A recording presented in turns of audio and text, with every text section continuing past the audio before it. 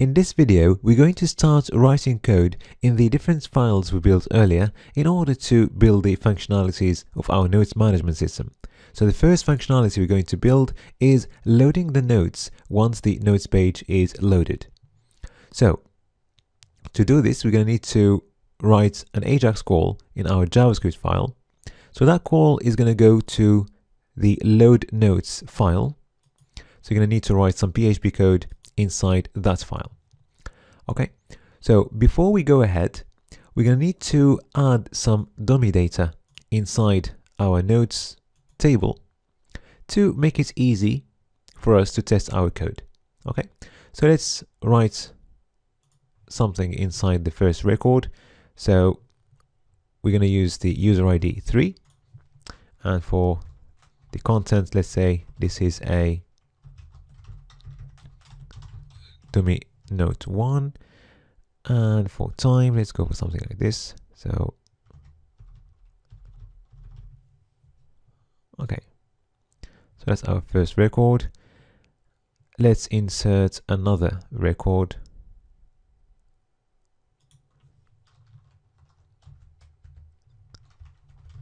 So this is a dummy note 2, and for time,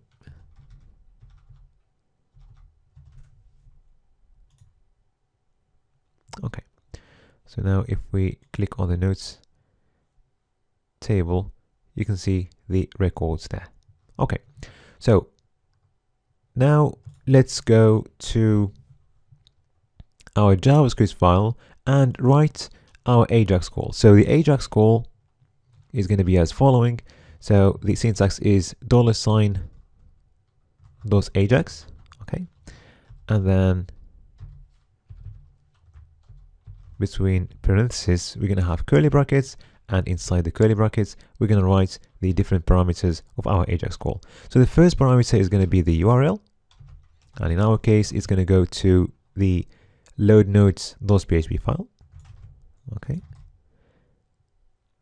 then comma, the next parameter is going to be the success parameter. So we're going to write a function here to be executed if the AJAX call is successful. So the function is going to be as following. So we're going to give it one parameter. Let's call it data. So this is going to be whatever is returned by our AJAX call if it's successful. Okay, so what we're going to do with that data, so if you remember, in our notes page we had a div with an ID notes. Okay, this is the notes div. Okay, and we're gonna use the AJAX call to fill that div, okay, using our parameter data. All right, so let's go ahead and do this. So we're going to select our div using its ID, which is notes. Okay, and then we're going to change its HTML content to the content of the variable data. Okay, so let's save this. All right, so to start, let's just go to the PHP file and just echo anything in there. Okay, and make sure that our code is working. So let's echo, for example, a div. Okay, with some content saying this is a note. So if we save and refresh the code, refresh the page, so let's log in, so we can see our div right there. So our code is working for now. Okay, now let's try something a little bit more complicated. Okay, so we're going to create a note just like this. So we're going to keep the div, like that, and let's place a couple of divs inside this div. So the first div is going to be for the content of our notes, and the second one for the time, date and time. So let's go for the first div.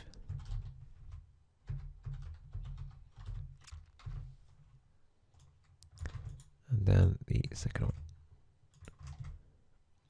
So in the first div, let's write something like this is a note, and in the second one,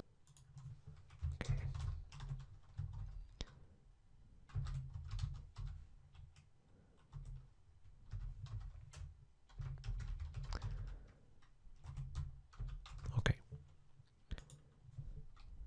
let's save and refresh. Okay, now we need to add some styling to get something similar to this. Okay, so we're going to give the first div a class.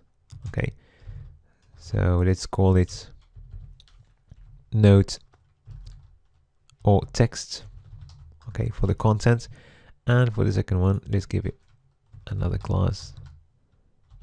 And let's call it, for example, time text. To give this nice background to both divs, we can give a class to the containing div. So let's name it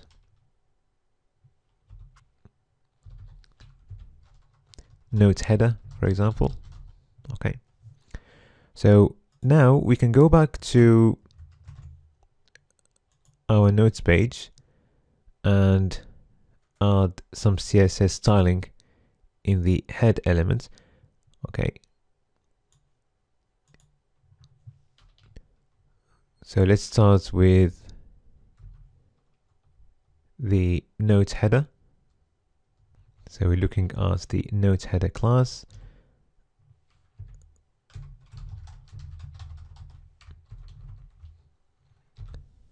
Okay. So let's start with the border. Okay. So border property. So let's give it, for example, a width of 1 pixel, and let's go for a solid style and a gray color. Okay, so let's save and refresh. Okay, now let's add some border radius. Okay, that's gonna look better. Let's go for 10 pixels, for example. All right, that looks better. And if we echo a couple of divs, we can see how much margin we need between the two divs. So let's try this. So if we echo that one, then echo another one. Okay, so let's add some margin bottom.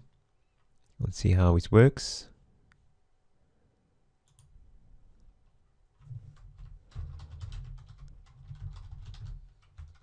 So let's go for 10 pixels. Okay, that looks all right. Also, you will notice that when we hover on the notes, the cursor turns to a pointer. So you can add that property as well. So cursor pointer. So let's save, refresh it. Okay, that works. Alright, now let's add some padding to our div. So we want some padding on the left hand side and right hand side of the div. Okay, so to do this, we're going to use two values for the padding property. Alright, so the first one is going to be 0. Okay, we don't want any top and bottom paddings, but we want 10 pixels, for example, for the left and right hand side paddings. Okay, so let's save and refresh our divs. Okay. All right, now let's add this nice background to our div. So we're going to use the background property, okay, and then we're going to use linear gradients. So the syntax is linear gradient, and we're going to go for 2 colors, okay. So let's have a look using our color picker. So I'm going to use the color picker eyedropper, okay. So the first color, okay, let's try again. So the first color is going to be white, okay.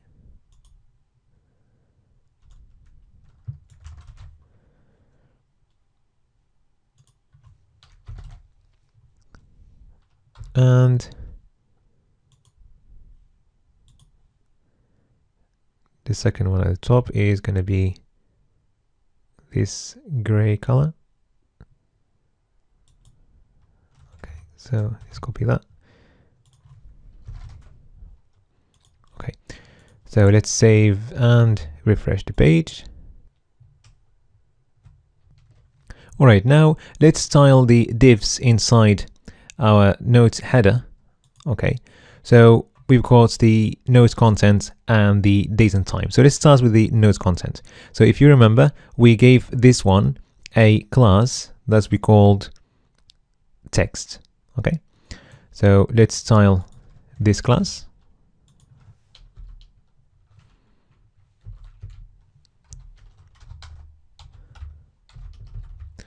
Okay, so first of all, we're going to change the font size. Okay, so let's increase it to 20 pixels.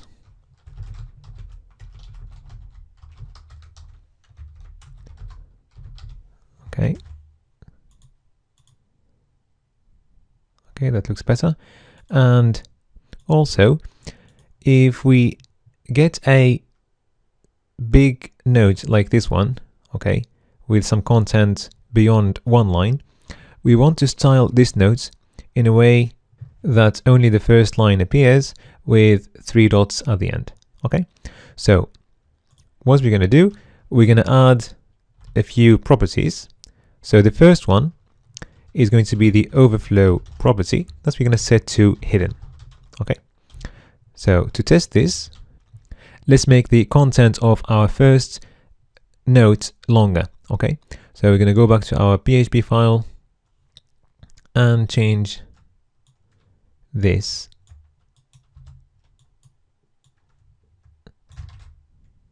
to something longer like that. So let's save and refresh. Okay, so at the moment the content of our note is wrapped inside the containing div. So to avoid this, we're going to add another property to our CSS styling, and that's going to be white space. Okay, so if you remember, all this has been covered already in the CSS chapter. So as a reminder, so this is going to be set to no wrap like this. Okay, so if we save and refresh, we can see that our note now is not wrapped. But to get something like this with 3 dots at the end, all we need to do is add another property, which is text overflow, that we're gonna set to ellipses. Okay, so now if you save and refresh, this is what you get. Okay, now we're gonna add the same styling to the date and time section. So the corresponding class for that is time text. Okay,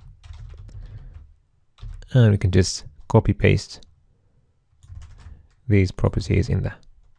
Okay,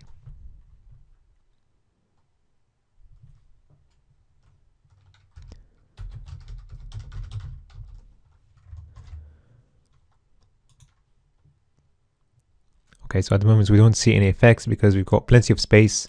Okay, but just in case the device is too small, then you will see the effects just like the effects we've seen for the contents of the notes.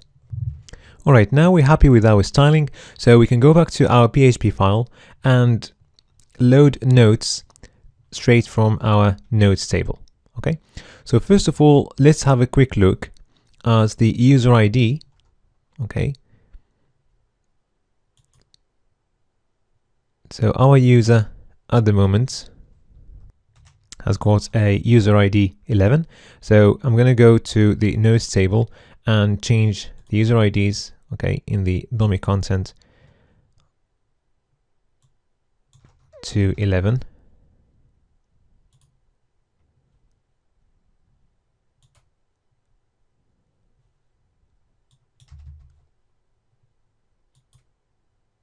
Okay.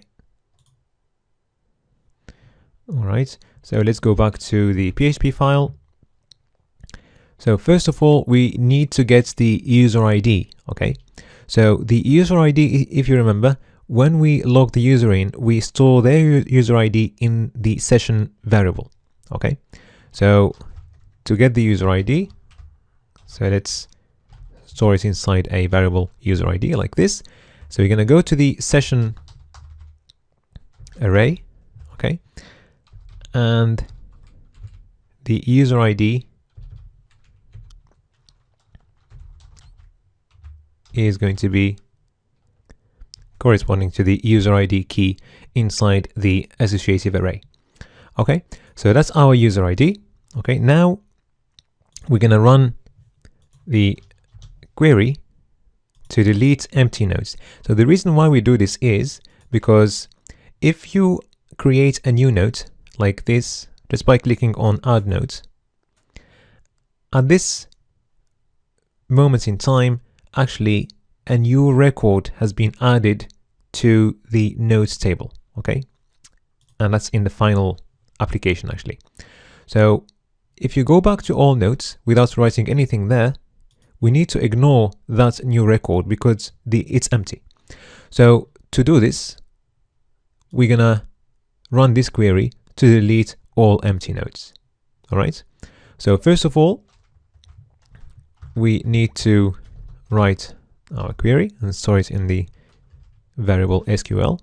So the query is going to be simply delete from our table nodes, okay, where we have no content. So no content means node equals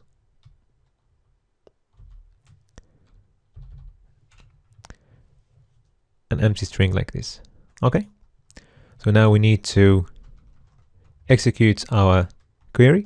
So we're gonna store the result inside a variable result, and to execute the query we're gonna use the MySQLi query function, which will take a couple of parameters: our link variable where we stored our connection inside the connection file, okay, and the second parameter is going to be our query, like this, okay?